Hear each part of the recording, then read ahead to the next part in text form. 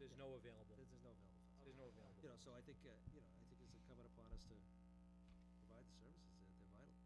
Okay.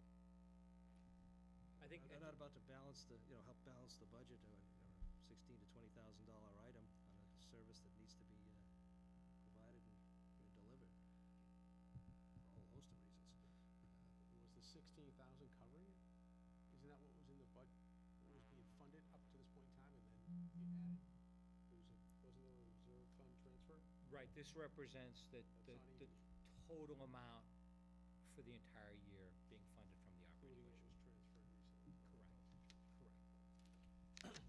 So the consensus of the board is to take that out. Leave that in the Leave it operating in. budget Okay. and fund the position. Back up those. It's not like creating a Sure. new position, so. We're, Want to go step back at one? Yeah. Well, no, I understand what you're doing at one. Really, number two. And I know we've had a few conversations about the fuel, and I'm not sure I even have an idea where the board is as a majority. Well, let's separate the issue of taking it out of The individual departments. individual departments. I think the bigger issue is what's the right amount to budget. we're not there yet. And we're not there. We're not there yet. But I think you gotta go total gallons, price per gallon. But So you- now I'll ask the question, what's the feeling of the board On On- what? on fuel Consolidated. in terms of where it's allocated?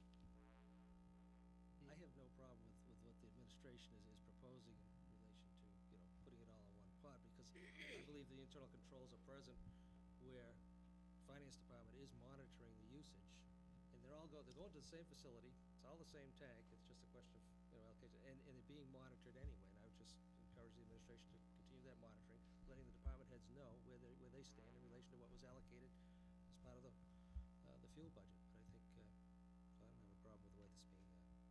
Sure.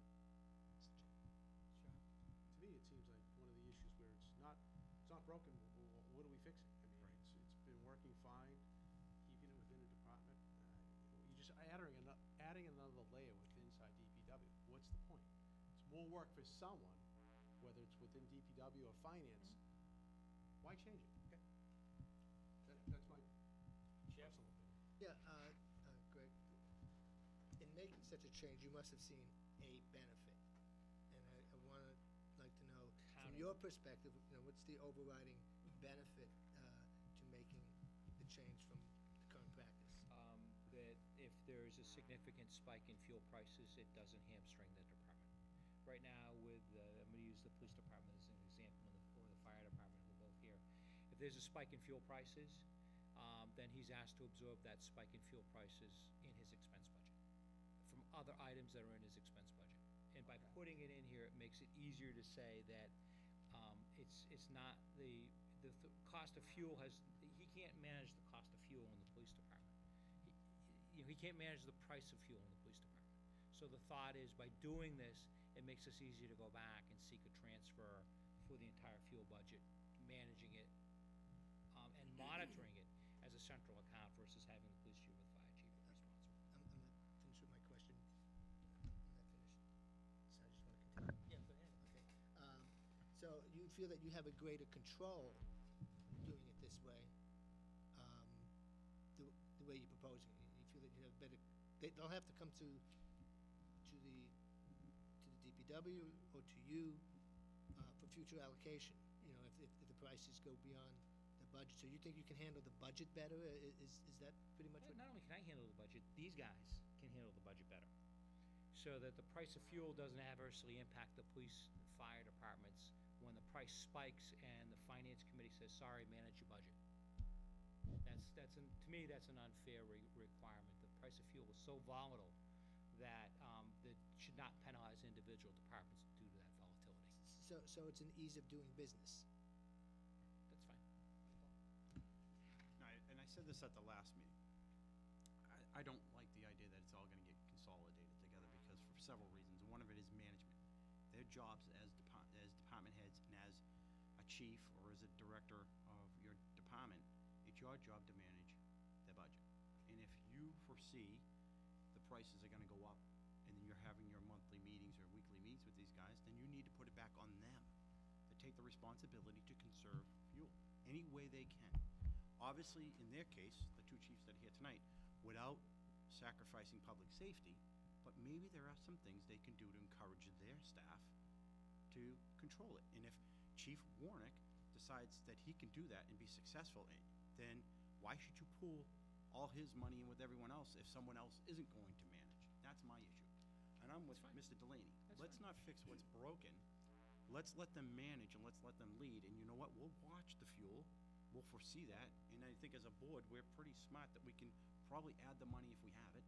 And if we can't, then I think they really need to grasp this conservation of fuel. There's things they can probably do. That's fine. I'm not gonna fall on my sword over this. Oh, no. It was just something that administration recommended. And Sean, I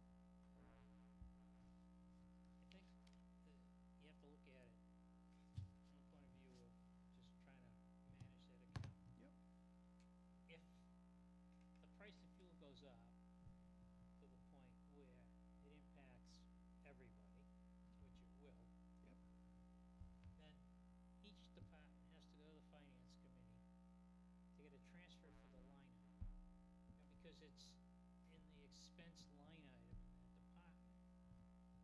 So now you're dealing with each department that uses fuel having to go to the finance committee for an adjustment.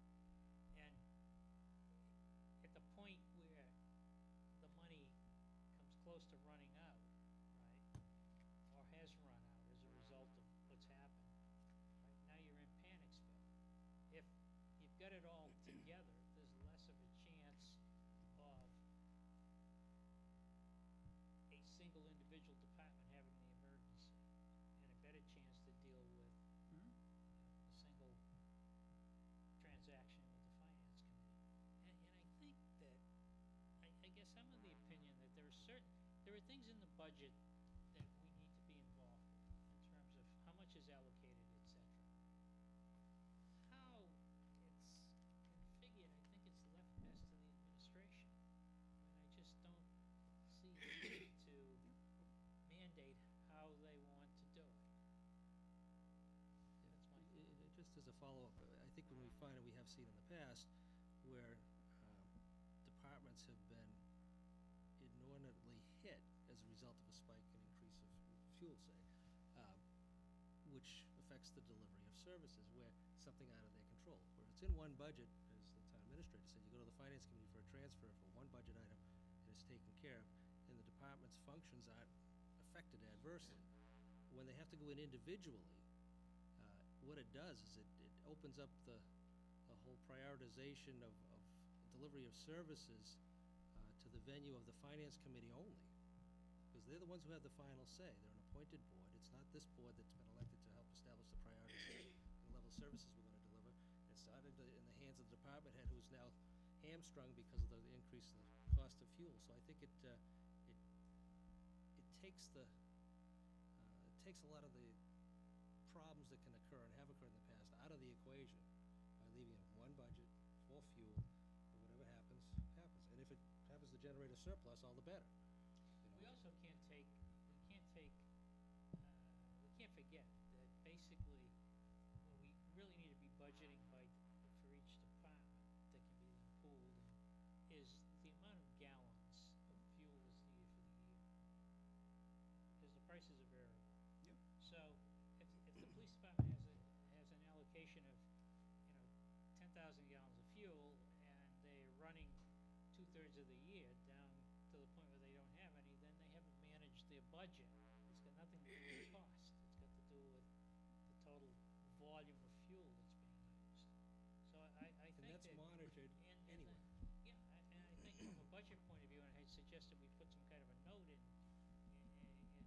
the actual budget of, or in the total fuel budget, if it's gonna be consolidated into one, is how many gallons of fuel that those dollars represent. And when they take fuel from the tank at the DPW, it's measured. And right now, I think that there's already an allocation in their budget projections as to what they're planning on using, because that's how they arrived at a figure. And again, that for transparency purposes, I think that should be, given to the board and even put out there, at town meeting as to, what makes up this purchasing and allocated so much by department. So all that is transparent enough anyway. It's monitored on a regular basis by the finance department and the department heads anyway. And it's incumbent upon the administration to continue to monitor it. As the chairman pointed out, if someone's running way over what the allocation is, then there needs to be an explanation, and it'll be caught fairly early by the finance director anyway, so. But for transfer purposes, one line item, one budget, makes it easier, cleaner, and we don't have to get into the prioritization of services every time each one of the individual departments has to go before the finance committee. I did some calling around other towns, and nobody's doing it. No one's doing what you want to do. Because I'm just curious. Why, if this was such a really good idea, why are not other towns doing it? Because they're not as smart as we. That's right. Okay, maybe. Good. It's a good answer. But they're not doing it. When I talked to, when Elizabeth was here for our budget meeting, I asked her. In her experience, and over all her experience, she's never seen anybody do this. And it goes back down to the accountability. So if you're gonna pull it all together, and let's say you do have a DPW department they got a very low burn rate, maybe they've just managed their fuel, but you have one or two that are really burning away. So tell me how you're gonna manage that scenario. Now, you have all this extra money in there because you got it all pulled together, but you know individually using this process that Mr. O'Leary's laid out, that we're gonna have this oversight, how are you gonna manage that? I'm looking, for example, if I see that the burn rate is higher in the fire department because they're doing more ambulance runs and bringing more revenue into the town, I'm gonna say, let's move some money from one of these other departments that have a slow burn rate to subsidize the fire department, because that's exactly where he is. That he's exactly in that situation today. That he's got X number of dollars in his fuel budget. He's running low right now. And he's bringing in more revenue because he's doing more money, but he can't get any transfers to supplement the fuel usage. And that's unfair to his department. He has to go back, and reserve fund transfer is by no means a sure thing. So he has to go back and manage his expense budget, which is already pretty low to begin with, to account for the fact that he's got more runs in the ambulance department. And I think that's unfair. I mean, that's just my view of it. And then, like I said, I just feel because other towns don't do it, Michael, it's not a good enough reason as to why we should. I'm just do trying it. to learn why they do it. Just Because as an I'm still example. not buying into it. Because I think I understand. there's a whole accountability that we're missing in the process. It doesn't make a lot of sense to me pulling it together to make it easier for making a transfer or for on our finance department. I don't think is a suitable answer. Well, the finance department right now does a monthly fuel report, which each department gets, that breaks down the gallon usage by vehicle to the hundredth of a gallon, is it? I mean, it goes down many places to the right of the decimal point. And then the accounting department has to do a paper transfer or an electronic transfer from the fire department to pay for the fuel account. And then give him a report back to say, we transferred X number of dollars from your fuel account to pay for the cost of gas. It works. I'm just saying to you, it's cumbersome. Yep. And I feel it's unfair that a department, because they've increased usage, whatever it is stuck behind an 8 ball. Yeah, but when you have a department that's down behind on fuel or exceeding their fuel because their workload is increased, but it's a revenue producing, well, it doesn't seem like that big of a deal to me. I think you can probably The fix that. problem, Mike, is they go to the finance committee. Finance committee Finance says manage committee your looks budget. at the total, remember, the fuel is not a line item, it's. It's part of the expense. On the budget line, it's a sub. Yeah. Right, but in terms of what's regulated is what's voted at town meeting. Mhm. Is a line item called expense, so the finance committee says, well, you're still defining an expense budget, so pay for the fuel out of that. In the meantime, that expense budget was budgeted for other items that now we can't buy. And as the Until we finance, exhaust the whole thing, then and this has been their policy, then they come back and make the transfer. do they support this idea? Finance? There's a meeting on Thursday. We'll find out then. Mr. O'Leary? Just as a follow-up to Mike, and I know you've called around other communities, nobody else has done it. Well, a few years back, when we decided to establish our budget into the 3 buckets, the shared costs, and then, schools and general government, we were a trailblazer then too, because most communities did it the way that we used to do it, which was when it came to